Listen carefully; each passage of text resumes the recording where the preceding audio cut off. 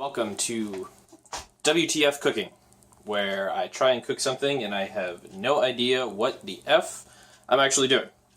I have printed out the instructions. So what I'm going to be cooking is a sous vide style steak, which is a interesting way of cooking a steak where you submerge it in a bath of water at the temperature you want it to end at. So say you want the middle of your steak to be 130 degrees for a medium rare or a medium steak.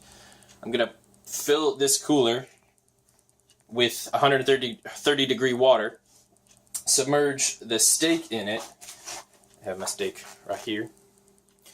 And that's going to sit in there for probably, I think, about 2 hours. I have a pretty thick steak, so it's going to take some time. But first things first, I have to fill this big cooler up with water.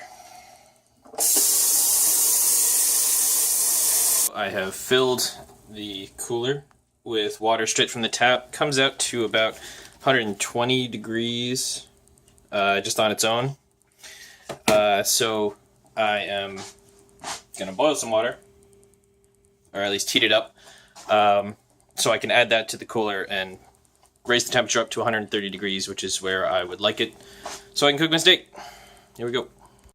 So after some trial and error and a whole bunch of boiled water, I've finally gotten the water inside the cooler to be about 131 degrees. It's going to drop a little bit once I put the steak in, so I'll probably, babysit it for the first 10 minutes or so, but then after that, the cooler should keep everything nice and insulated, and I won't have to mess with it too much for the couple hours, hour and a half or so it has to be in there.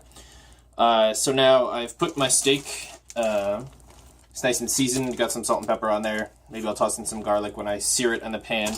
It's in a Ziploc. I should open this, and I should just be able to dip it in slowly, and the water will force the air out of the Ziploc bag, making sure that the steak is nice and sealed, so there's no air, keeping one area from cooking as thoroughly as the rest. And then I can just kind of hang the edge of the bag over, put the thermometer in, clip it to the side or something. And then close the lid. And then I've got the readout, so I know what the bath temperature is at. And my steak is now officially cooking. I'll set a timer for about an hour and a half or so, and fingers crossed it comes out good. Next step after that is to pan sear it, and then it'll be good to cook, good to eat. What am I saying? Alright, so time has come. It looks like it ended at about 129 degrees, which is totally fine. I went in once and upped the temperature as it was dropping, but there we go. So it might look a little funny. It just doesn't look like a typical steak, a cooked steak anyway. Let me just put this down here.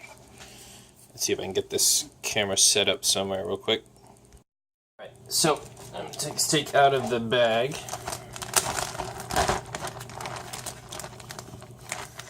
It's warm, but not crazy hot. It's a little, I don't know, gray looking. It's hard to tell from that angle, bad lighting. So now it's time to sear it in a pan. I've got the pan heating up. I'm going to throw some butter in it and then sear it up. And I've also got some garlic bread in the oven. Everybody needs a side. We'll see how this goes. A little loud. I just got the vent on. Let me just turn it down a little bit. There we go. That's a little better. So I got one side all browned up, and now I'm getting the other side. Sides look like they're all right. Maybe I'll hit them once and twice by themselves.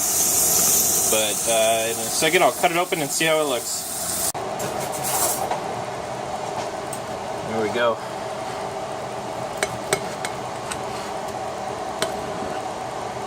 Oh, alright. I think I did this right. So you can see the browning is just at the very edge, and the whole steak is nice and pink. It looks medium all the way through. Nice and tender. And yeah, there's no gradient, so the whole steak should taste exactly the same. I'm going to cut a small bite and let's see.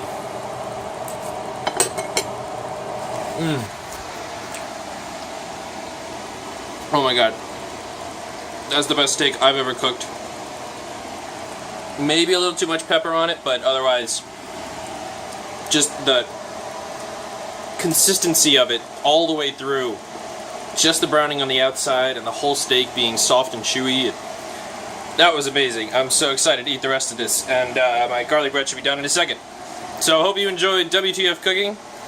I mean, I don't know if this will ever happen again, but hope you enjoyed. See ya.